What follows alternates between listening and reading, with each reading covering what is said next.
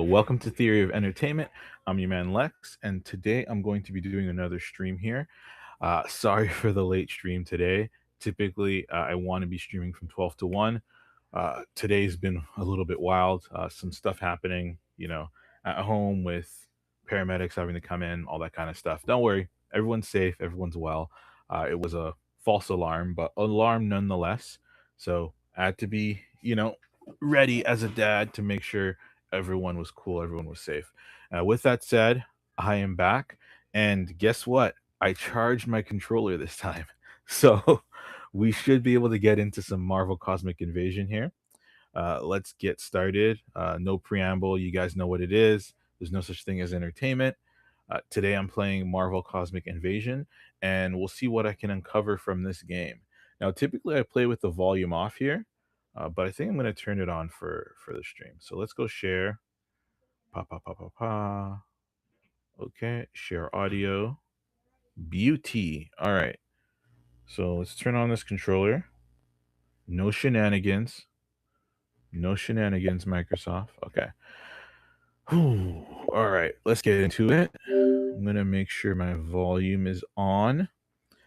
Yeah, I usually play with this with the volume off. I haven't played volume on in a minute, so it'll be fun. I'm turning the volume on today because I do want to get into some of the story stuff and play through that.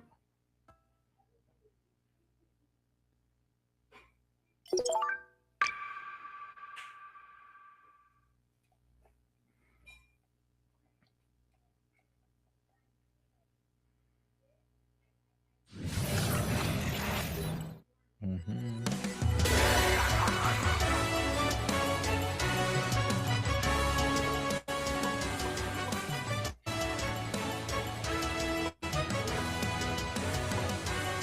Okay, so let's do an arcade campaign.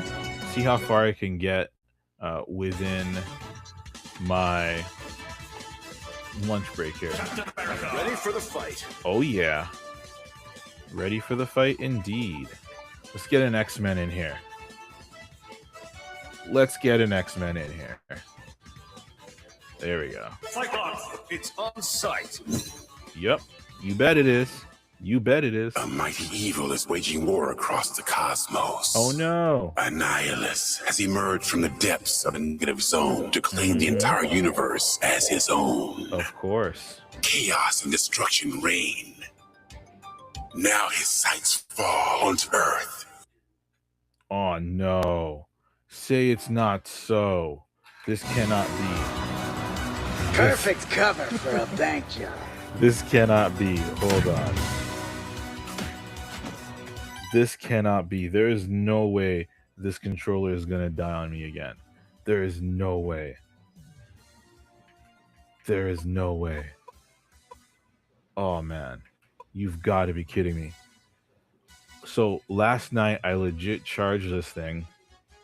Now, like the whole day. Showed it was green. Was going to play last night. And I decided, you know what? I'm going to take it easy. And I didn't play. And lo and behold, it's dead again, which makes no sense because I didn't use it. So I'm really upset at this controller. Hold on, I'm about to give a negative review. Where's the box for this thing? You've got to be kidding me. This is, I think, this is the second stream in a row this has happened. First of all, where I'm thinking the controller is charged and ready to go, and it's not. And then on top of that, it says on the box that you can charge and play, but here I am charging and it's not letting me play. Let me see this. Hold on. This is wild. Okay, see? So it's on. I'm charging it. Oh, come on. So it's on. I'm charging it. And okay, let's see. Yeah, see? It keeps shutting off. So what's advertised as it being able to charge and play isn't even possible. And then on top of that, it barely holds a charge. It doesn't make any sense. I'm trying to think. Did I play this between when I last charged it and now? I don't think so. Maybe I'm wrong. Anyways, this messes up the stream. Perfect. So this week in particular, I did want to focus on some of the gaming streams simply because I find that when I'm, let's say, more tired, right, and more stressed, whatever the case might be, that gaming kind of, lets off some of that steam. And I can recover faster, right? So, in a way, part of this is to help me to sort of recover during my streams, as well as be able to comment on some of the stuff I notice while I'm playing, right? And this week in particular, normally I'm like juggling multiple jobs together, and decidedly I was like, you know what, I'm going to give myself a break this week so that I can recover and feel refreshed, because next week is going to be a very very different week, right? So my plan was to just stream all week with you guys and take it easy on those streams and sort of give commentary where I see it. But it looks like, given the fact that the controller here is refusing to work, that no longer is an option, which is unfortunate. So let me see what I can do here. Oh man, this is quite the day. But nonetheless, I will persevere, okay? I will persevere. Despite the difficulties of the day, I will persevere. Uh yeah, I mean, you say you're going to stream, you got to stream, right? But man, this is not a good start. So let's see here. Let me see if there's something that I can comment on at least for this Monday stream. Specifically here, there is. Hmm. Do I have time to comment on that now? Probably not. Okay, give me a sec, guys. I'm just gonna verify very quickly my calendar here. Yeah, I'm stalling to charge the controller, make sure it's working, but there's a chance it's not going to come back on. Let's see. Okay, so I got about 30 minutes here. I'm going to do some commentary on a video for maybe next 10 minutes or so. And then from that, I'll head over into the game again to see if it'll work and my controller is charged. Right now I'm charging it with a fast charger. So hopefully it's able to charge up quickly enough for me to continue streaming the game here. So for now, let's see. I'm gonna head into my playlist and check out my watch reaction videos. Okay.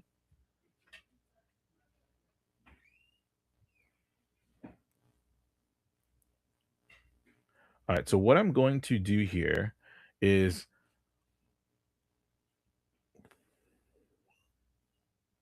I want to dive into a playlist I saw from Dom's gaming channel specifically, and I want to get started on one of these videos. So it looks like he has a series here called Healthier Gaming, which is interesting. I don't know what it's about, but I'm gonna dive into it here. Uh, I will do like again. I want to send the traffic his way, so I'm only going to do the first half of the video, and then the second half I can watch at my own time, while I figure out the situation with this controller. So we'll do the first half of playing video games without guides and walkthroughs, playing games slowly. Okay, so let's share this here. So this is the playlist. Recommend you go check it out. Right, see what he has to say. I've watched none of these, as you can see, so I'm going to start this one here and see what he has to say about playing games slowly.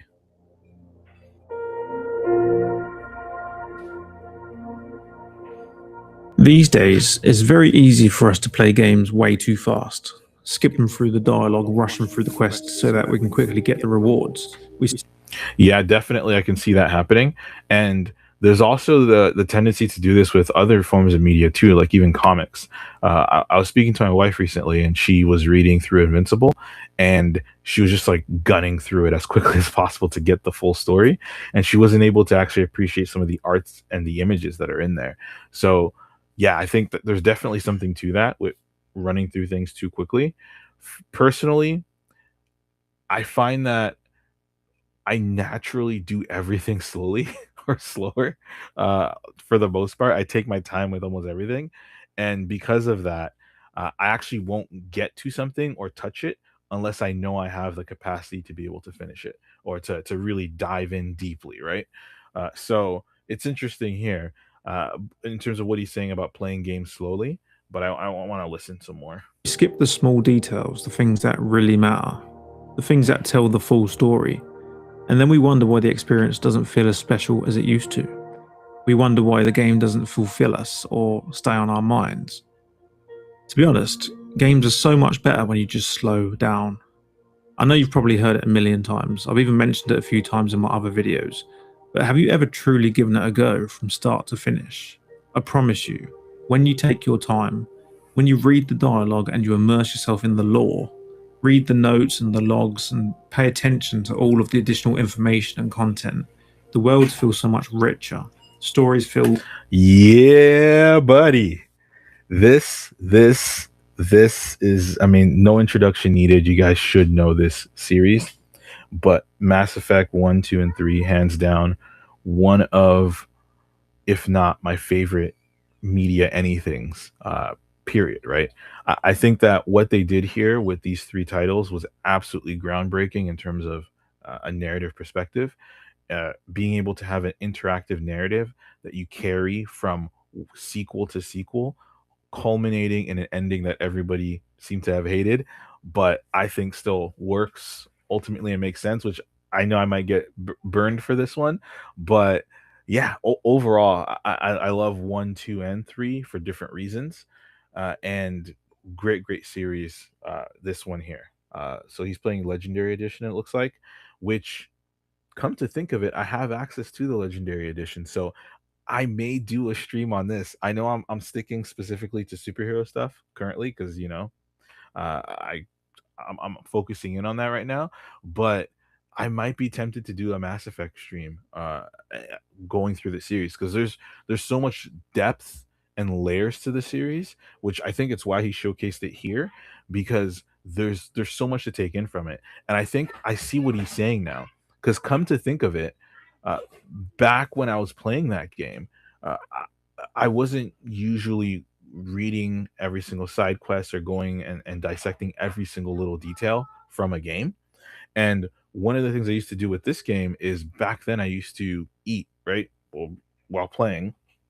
And what I would do is I would pause the game, I would eat, and they had this thing in Mass Effect called the Codex. And what the Codex did is they had this amazing voice actor. I don't know who he is or what his name was, but he would essentially voice narrate a lot of the Codex entries within the game. So typically, I wouldn't at that time. Hold on. Yeah. Let me think on that. Okay, I'll let you know after. Yeah. Hey. Yes. Can you empty it now? Not yet. Okay. Wait. Can you empty it now and then give it to her? I was looking for this box. Hold on. Okay, give you a sec, girls. Give me one moment. So this right here is the controller that I bought that I now might need to return because of these charging issues. So I was looking for this box earlier. So if you see this thing, I do not recommend it. I did about a week ago. I do not recommend it any longer. It's the Easy SMX. Okay, here you go. All right, I'm gonna take a look at what's in that box and figure that out. Okay, just give me some time. All right. Okay. Yeah. Anyways, so when it comes to specifically what he's talking about here, of paying closer attention to the intricate details of a media property, I think he has something there. So one of the things that novels I think do very well and have an advantage of is that because there's so few things to pay attention to, it's just words on a page. They allow for you to really dive deep into all the intricate details of the novel. I mean, you could still read through it quickly and kind of skim through it, right? But I feel like they lend themselves well to this kind of consumption that he's talking about. And I guess one of the issues that you have with some forms of engagement is that because you have other things that are grabbing your attention, like graphics or explosions or whatever the case might be, you may not pay attention to the small little details within a film or a TV show or a video game, right? And one of the things that I would say to that, for anyone who out there who's a developer or someone who's creative or creating things, is that one of the things that you can do to mitigate this is to have something, rather than, let's say, reduce the engagement of the other things in your game, increase the engagement level of those other aspects that are more mundane. So what Mass Effect does very, very well, and it actually got me super into the lore and super into the world, is that they have that narrator. It's a simple add-on, right? But that narrator is able to give a nice, compelling narration of each of the species, of each of the sex within the game, all that kind of stuff. He's able to explain in detail the way all the technology works, right? And it really grips you and pulls you into the lore. And there's a lot of games that do have this, right? Like I'm gonna get into Cosmic Invasion right now, how they do have some of this stuff, right? But the thing about Cosmic Invasion, that I've noticed at least, is that a lot of it is just you pick and you read through it, right? Versus it being more interactive with maybe a voiceover, whatever the case might be, right? So I haven't actually gone in and looked at any of the stuff I unlocked. Partly maybe because of those reasons, right? Whereas when I was playing Mass Effect, one of the things I would do very, very often is as I was eating, right, I would just sit down and listen to all of the different audio logs. And whenever there was a new audio log, I would listen to it. I would make sure that I had them on deck, right? And when it came to the written logs, I didn't read those ones as much. Sometimes I did, but mostly I didn't. And I think what he's saying here, at least what Dom is telling us, is that when we're playing a game, that we should take it slow, that we should read every line of dialogue and really read in all those details. And that's an interesting take. It really, really is. And at least for me, I feel like I should take it a bit more seriously, because as I'm playing, let's say, this Marvel game, that's one of the things I wasn't doing. Now, good news is we're a minute into Dom's video here. It looks like I'm not going to be able to get through all of it, simply because my controller here is showing green. I want to show the green light to showcase that it's supposed to be fully charged now, which means we can kick some butt. So let's see. Let's stop streaming Dom's video here. I'll check out the rest of this later. And so far, so good for the 1 minute I've been watching, in terms of this idea of taking things slowly and taking in a lot of this stuff a bit slower. Uh, the reason why I think what Dom's saying is important is that one of the things that we tend to do with media nowadays is we do sort of consume it too quickly. We just try to get through the series and get through the stuff to say that almost like we've done it, like a check mark. But in reality, most learning comes from repetition, right? Or from focused engagement. So there's certain things that you don't really learn from a property or a video game or whatever it might be, unless you've had a repeated exposure to it, or maybe more long-term exposure. So for someone like me, I'm really into gameplay when it comes to playing games. So what I'll actually do is I'll play the game through multiple times just to get a feel and an understanding of the gameplay. So what I did with Marvel Cosmic Invasion is that I just played through it a bunch of times, got the gameplay down, and got the characters down more effectively. And that's one of the things I was able to do with Cosmic Invasion. Now, one of the things here that I'm looking to do with this playthrough and what I'm going to do today is I do want to take some of this advice and take things a bit slower. So I'm going to go to the story mode and actually pay attention, because I've been skipping through all the story beats just to get to the gameplay. So now I'm actually going to listen to that some stuff and see when I do unlock things, to take a look at some of those things that I unlock as well. So I'm going to see if I can take Dom's challenge here, and later on post stream I'll watch the rest of his video. You guys should too. And in doing so, I'm going to implement some of this stuff in my day-to-day gameplay. And he's giving some principles here for gaming, but I believe that there are some principles for other forms of media as well that help you to digest the media a bit better, right? Like I said, to me, there's no such thing as entertainment on its own. There's something there of value. And I think one of the things that's killing our consumption of media is how we're consuming it, in the sense that we are not specifically digesting it properly. So there's a lot of people that if you have a meal, right? If you're not able to digest the meal, it doesn't matter that you ate it, because ultimately what happens is that you can't take in the nutrients from the meal. So there are certain things required to digest food properly and to get the most nutrients from it. And what happens when someone is nutrient deficient is that they tend to eat a bunch, eat more, right, of the same thing rather than a smaller amount. And I think we have that issue here currently, especially in the West, when it comes to our media, where we're just consuming. It's like, where's the new stuff? I want more new stuff. I want more new stuff, right? When it's like, no, you already have great stuff that exists, that's there, that you need to go back to, that you need to rewatch, that you need to pay better attention to and learn from those things. You need to take those things in, go and then dissect them with others, right? And in that dissection, learn things that you otherwise wouldn't have learned. And I think there's depth to this. What this is actually making me want to do is study human digestion further and how that works in terms of physical digestion, because I think there are a lot of parallels and correlations between human digestion and media digestion in terms of extraction of nutrients from your food and extraction of nutrients from your media. So stay tuned, guys. It's going to be, I guess, a deep dive at some point. Right now, I'm deep diving into other scientific things, but I do think that I do want to dive into digestion some more, because I think there are correlations here between how we digest our food and how we digest our media. Just a quick high level example: enzymes are required, right? And certain gut bacteria is required to extract certain nutrients from food. And if you don't have those enzymes, or if you don't have that gut bacteria, you cannot extract the same level or type of nutrients from the food that you're consuming.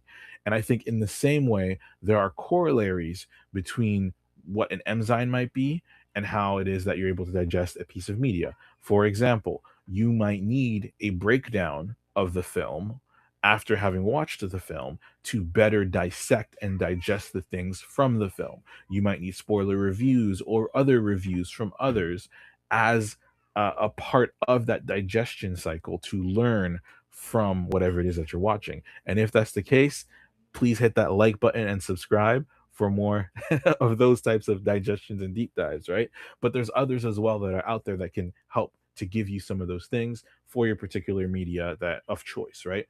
For me, I tend to focus on, like I said, superhero content.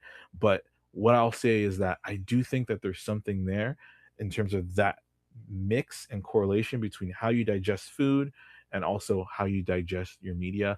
There are links there. With that said, I'll do some research on that and get back to you guys at some point. Now that I have some time here, I have about 20 minutes. I can go right ahead here and hop into some gameplay. With my charged controller, I should be able to pull this off. Let's see. So screen share, Cosmic Invasion. Okay. All right. So I got to relaunch things here. Yes, Expedition 33 is there. Yes, I have not played it yet. The thing I said earlier about myself specifically is that, like I said, when something's good and I hear it's good, I want to make sure that I've given myself to consume and digest it. Currently, I don't have that room for Expedition 33.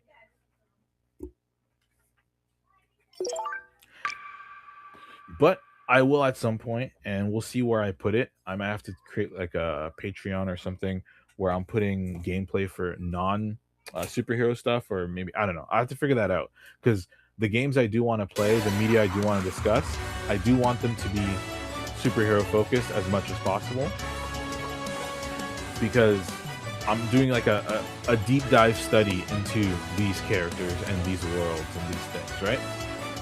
Oh, not campaign, arcade. So we're gonna go with Cap. Captain America, ready for the fight. I'd say these are probably It's on sight. my two favorite characters from the game. Mighty evil is waging war across the cosmos. Annihilus has emerged from the depths of the negative zone to claim the entire universe as his own. Chaos and destruction reign. Now his sights fall onto Earth itself. Yeah. Okay, I'll Perfect take it. cover for a I'll take bank it. job. Thank you, Liana. Oh, funny moment. I have this Batman comic, and sometimes it's laying around the house, and then my daughters find it, and they're like, "It's the scary book! Oh no, it's the scary book!" Because I mean, Batman looks like a villain straight up. So they see it, and they're like, "Oh, we can't read that one. It's the scary book." But yeah, it's pretty funny. So one of my daughters came in, she's like, "Becca, Ro has a scary book," right? So she gave me the scary book to hide away so that no one touches it, which is funny. One thing I want to comment on what we just saw, right? So again, taking these things in slowly, right? You notice Annihilus. Usually I skip past that scene, so I don't notice that Annihilus is coming out and he goes from gray to his full colored form. And in his colored form, he is green and purple, right? That's important because I just picked two characters right now in Cyclops and Captain America. And one of the key aspects of both of these characters' design specifically is that both of them have a bunch of blue in their design, right? And red as well. Whereas Cyclops doesn't have much red. He's more blue and yellow, whereas, you know, Captain America is more red and blue. Now, why am I bringing up these colors? Simply because these colors fit into those characters' archetypes specifically. So these strong blues and these strong reds represent the type of character that they are, right? So Cyclops has yellow because his team, the X-Men, their color of identifier is yellow, right?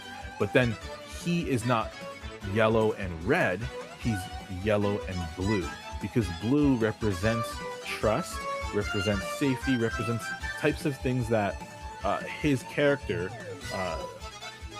speaking in Mass Effect terms, as a Paragon, his character likes blue. And even in Mass Effect, you have red and blue representing Paragon and Renegade, right?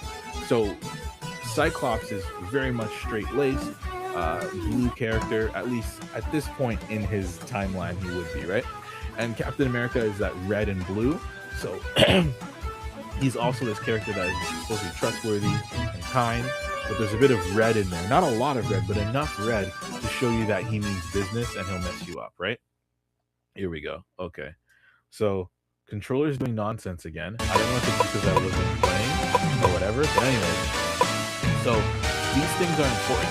The reason why I say is because when you look at Annihilus, right, who's the villain, he's color-coded to be antagonistic to these characters. And what I mean by that is he is green and purple, which are inversions of red and blue and blue and yellow.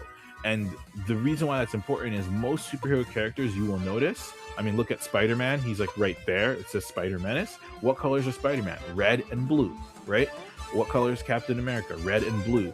Most superhero characters fit those primary colors because archetypically they're supposed to represent the good, right? The primary, the best, right? And then the villains, typically like Norman Osborn or Luthor, are in, or even Annihilus, which we just saw, are green and purple, which are essentially the opposites of those colors, right? Of those primary colors. So, you know, purple is a mix, for example, of blue and red, right?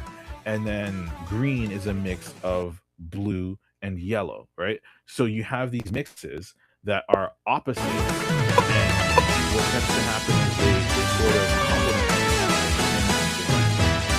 So I say this to say that it's by no accident that Annihilus is the colors that he is, and these characters are the colors that they are, right? So that's a small little detail, at least that I'm noticing just off the rip, that it makes sense talking about. But with that said, let's get into some gameplay here.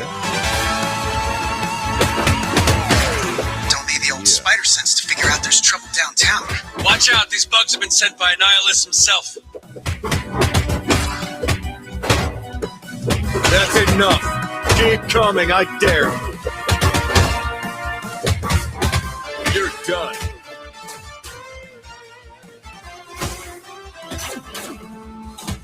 Optic burst.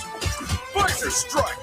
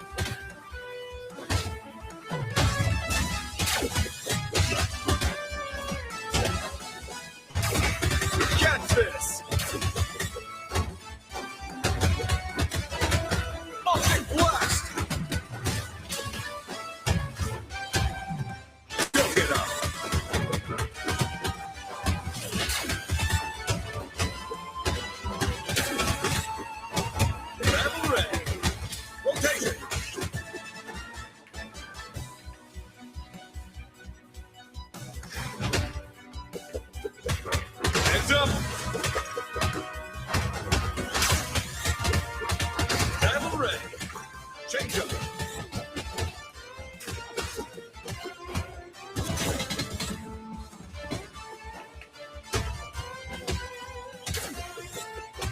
Discus throw. Fighting form.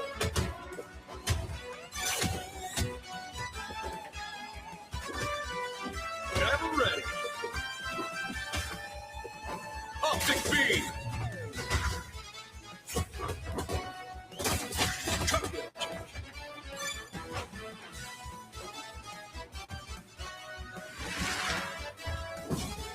Hey, come on! There's enough dough to go around for everyone. One thing I will say that I do enjoy about this game is that they do have each character voiced. Hey, I like voice acting.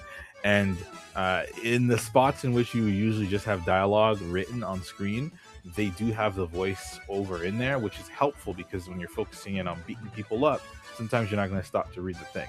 But it helps to immerse you more in the gameplay, which I really appreciate and enjoy from this title.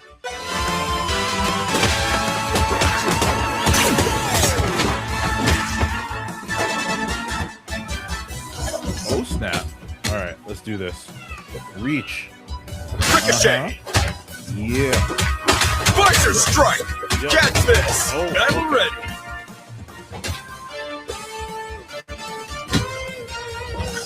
Oh. Keep fighting. Man, that one's good. I needed some shut up.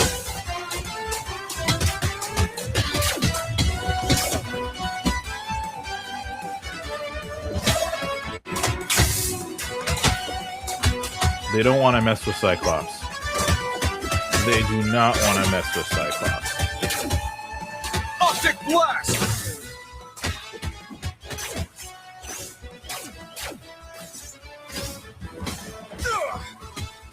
Okay.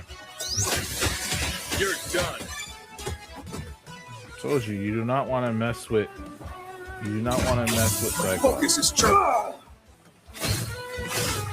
We gotta get away from these freaks. Why are they chasing Beetle? They want the name of his tailor? The troopers think he's one of them, betraying the hive mind. Oh no, Beetle's a crook. We have to help him. Visor strike. Energy rush. Let's go. I need to recharge. Yeah, I definitely do. Food keeps you in the fight. Definitely does.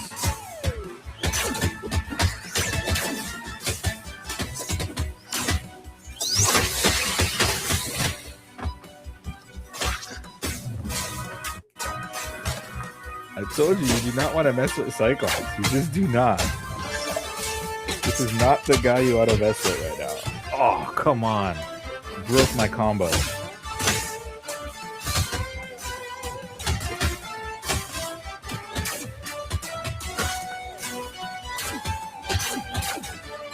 Completely overpowered. Food keeps you in the fight. Definitely does. Come on. You can have my share of the loot. No, don't! Please! Life threatens. All will fall for Annihilus. Oh, Cap is back. Yes?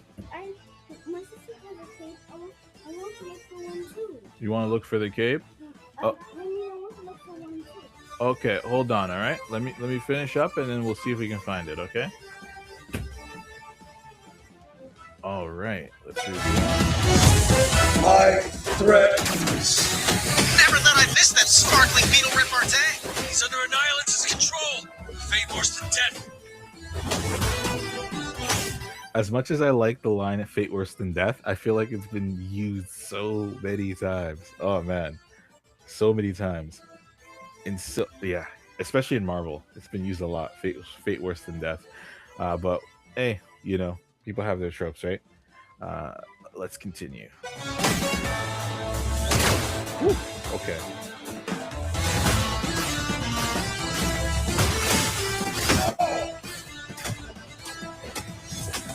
Ah! Keep fighting. I messed that one up. I messed that one up big time. All right.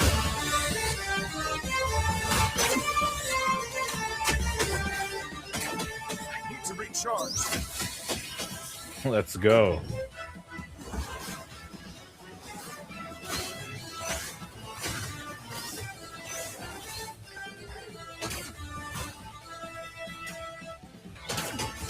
No discipline. Yeesh.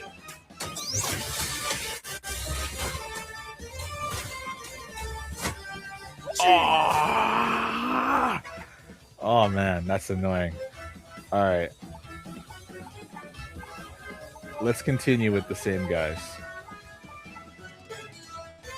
Let's Death doesn't continue. keep an X-Man down.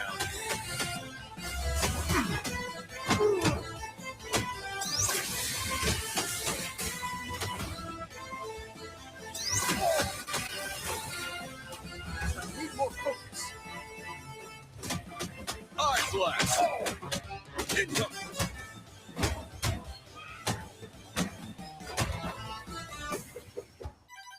Okay, okay.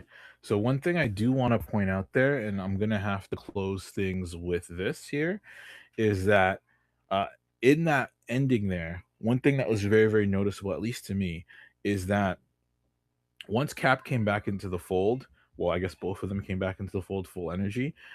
One of the things that to me was very, very obvious is how much better and more thoroughly I was able to kick his butt, like very, very quickly and easily. The fact that I can jump between characters, use the super abilities between the characters, and juggle them that effectively, to me is nice.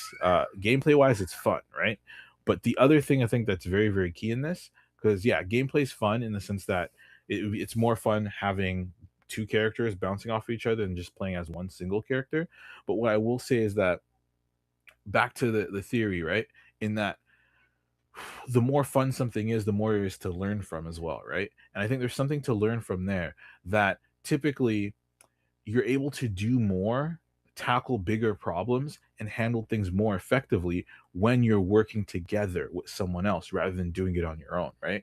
So in this case, you get to see a physical representation of that, or a physical, digital, whatever you want to say. You get to see a representation of that specifically within the gameplay, where you have a situation with Cap and this bee-looking guy here, where they're able to bounce off of each other and do different things that allow for them to adjust two different aspects of things, right? I think that's really key and important here, specifically when it comes to the gameplay, but also key and important when it comes to highlighting the existence of that principle. So the principle exists of, two together can, do much, much more than a single individual can, right? And we're talking like orders of magnitude. Like I'm not even joking. So one person does 1,000, two people can do 10,000. Like that's how much that of a significance that amplifier is of two working together. And if you just were to calculate the damage output uh, that I was able to produce here, that's a great example of I could probably produce 10 times more damage with the two characters together. I haven't done the calculations or not within the gameplay, but again, it feels that way with some of the combos and things you're able to string together between both of those characters. And I think that's very key because it's a reminder that for us at least, when we're doing things, we need to focus on, yeah, sure, getting good at what we do, but also realizing that it's not something that we're supposed to do alone, and that we are supposed to work together on things, work with someone else, essentially, right? And that's something that I tend to keep in mind as well, personally. And even as I'm building out this channel and working on it, I know that there's certain things that I'm not going to focus on particularly because I know that there's an onus for me to focus on certain other things, right? Which is why I'm doing, for example, these 100 days of streaming, because I need to focus on being effective communicator, especially when doing that live.